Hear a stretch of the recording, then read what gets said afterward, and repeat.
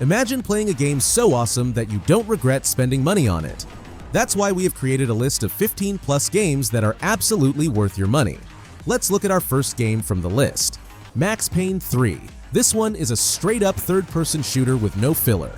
Every bullet counts and every fight pushes you to use bullet time like your life depends on it. Although it's a bit different than the OG Max Payne, you're still gonna have a blast. In my opinion, the third part is more focused on raw action rather than deep diving into the storyline. I mean, the story is there, but it's not as interesting as the first game. If you are someone who just wants another Max Payne experience, then you can surely get your hands on this one. You could say that there is no open world, no side quests, just mission after mission with purpose and tension. Also, we still have that whole Max's voice concept. His voiceover runs through the game, dragging you through every regret and bad choice. Every part of the game works to show Max falling apart but never backing down.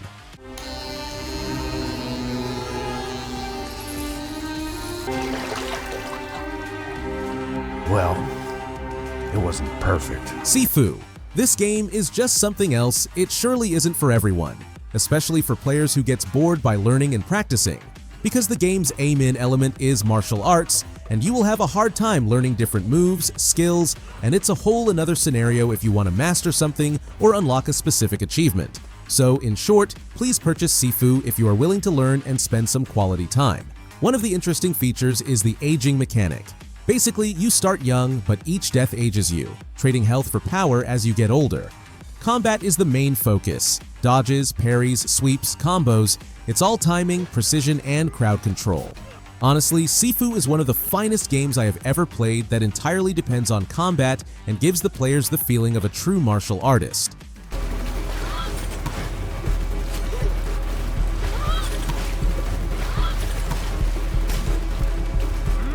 Sekiro. This is one of those games that spits on your pride and dares you to keep going. I went into it thinking, I've played Soulsborne games before, how hard can this be? But Sekiro is a different beast. First off, the combat is not about dodging and rolling like Dark Souls. Sekiro demands that you stand your ground. You've got to constantly parry. It becomes this rhythmic dance of steel on steel. Every enemy, even the basic ones, can kill you if you're not sharp. Every death teaches you something. Kind of like a strict old master who beats you with a stick until you get it right. One of the coolest features of the game is the grappling hook. It gives you this ninja-like freedom you don't get in other From Software games. Exploring rooftops, sneaking around like a shadow, it all feels really awesome. Overall, Sekiro is one of the top dog of From Software when it comes to difficulty, along with Bloodborne. Looks like death is not your fate, just yet.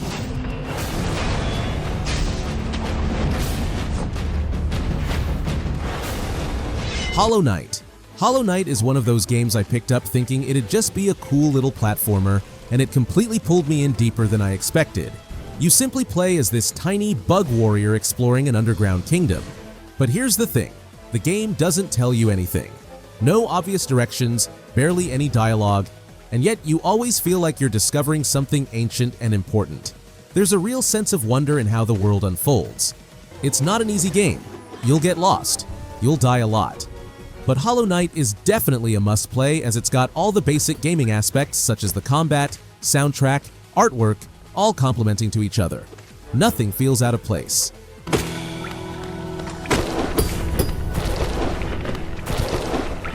Biomutant. This is one of those underrated titles that slip under the radar.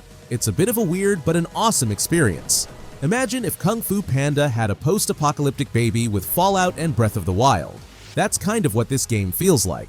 The combat is probably what drew me in the most. It's a mashup of melee, guns, and mutant powers. You can shoot, slash, roll around, throw in some slow-mo, and just wreck enemies in style. It's fun, a little floaty at times, but satisfying when you get into the rhythm. Now, the game tries to be deep with its whole karma system and different tribal factions, and while it's not perfectly executed, I appreciated that I could make choices that shaped the story a bit. That said, if you're into weird, creative worlds and you're okay with some rough edges, it's a fun ride. Shadow Warrior 3.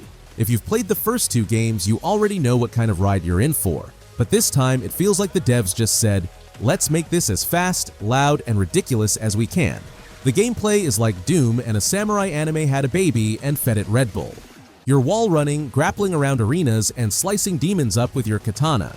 Every fight feels like a high-speed dance of death with gore flying everywhere. And I have to say, the combat loop is super addictive. You kill enemies in style, get finisher energy, pull off glory kills, and get temporary OP weapons or buffs. It's got that fast-paced, just one more fight vibe. If I had to nitpick, I'd say it's a bit short, like you can finish it in a weekend. And there's not much replay value once you're done.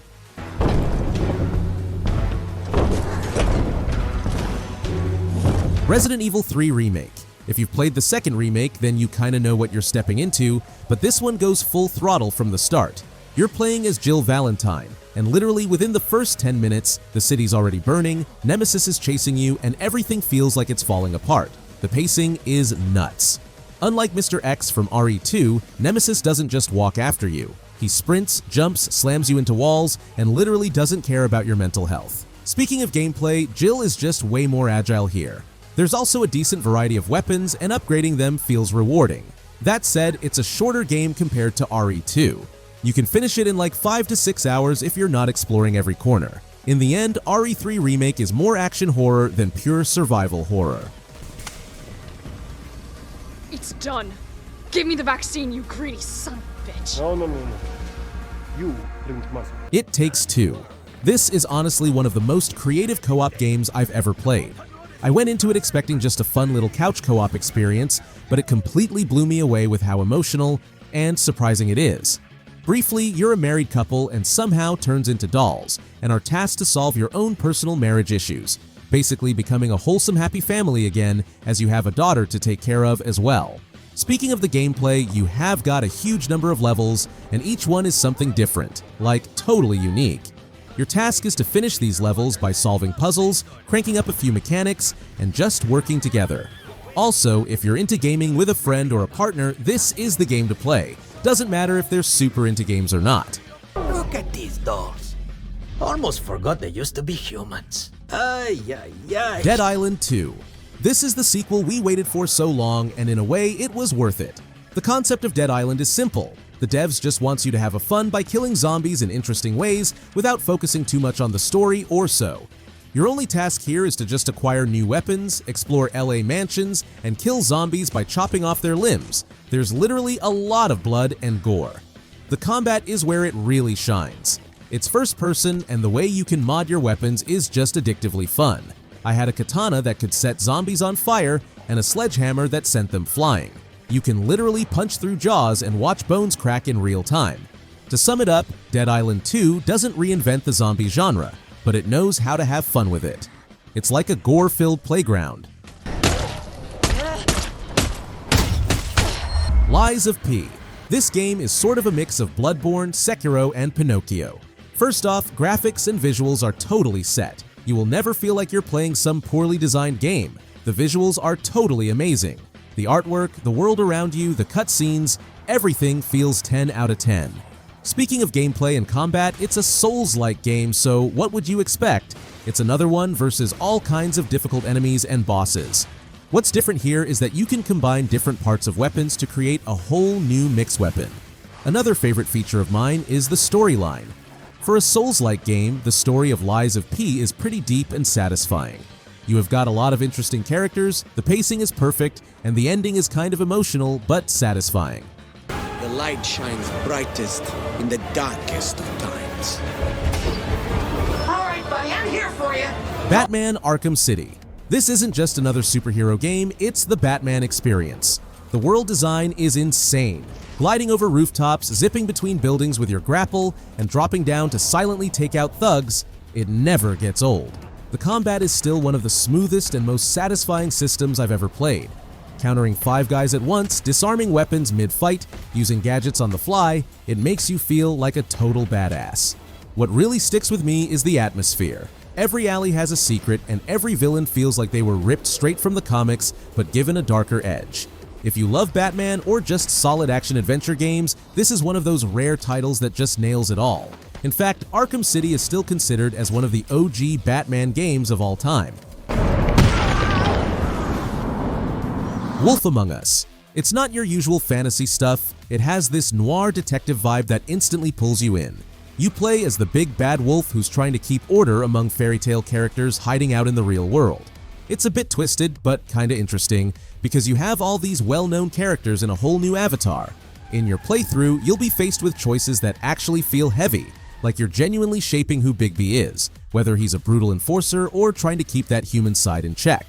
It's mostly dialogue and QuickTime events, but the immersion is off the charts. I remember moments that literally had me pausing the game just to think, what the hell do I say now? Yeah, like, it's really that engaging. Wolf Among Us is not just about solving a case, it's about what kind of person you want to be while doing it.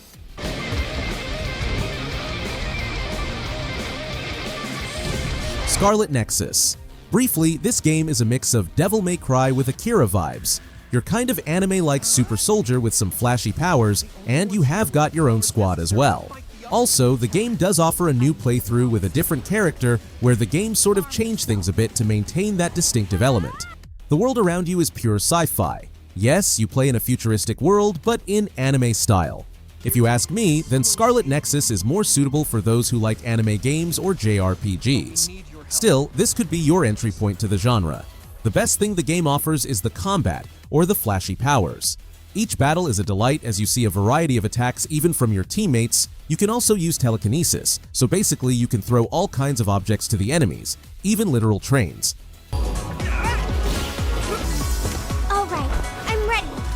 Before I reveal my final pick, here are some bonus games. Black Myth Wukong.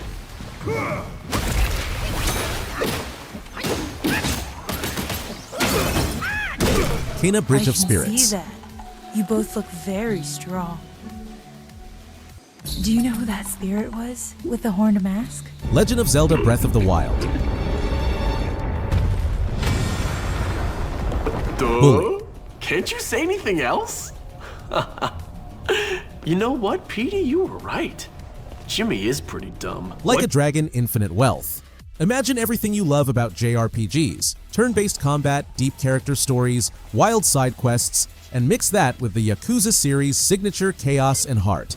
That's what Infinite Wealth delivers. Kiryu is back at this time, and let me tell you, seeing him team up with the main character is like watching fire and lightning collide. Their chemistry is on point. Funny, sad, badass. It's all there.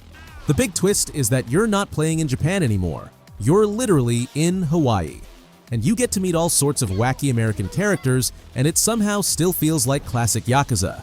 All in all, the game still has the OG charm of Yakuza games, the turn-based combat, the mini-games, weird characters, and all kinds of side quests. In short, Like a Dragon is a cranked-up version of Yakuza series with a lot more upgrades and freedom. Alright, this finishes our list of the 15+ single-player games that are absolutely worth your money. If you have enjoyed the video, then please subscribe to watch more amazing gaming lists. The next video will be uploaded soon. Till then, see you next time.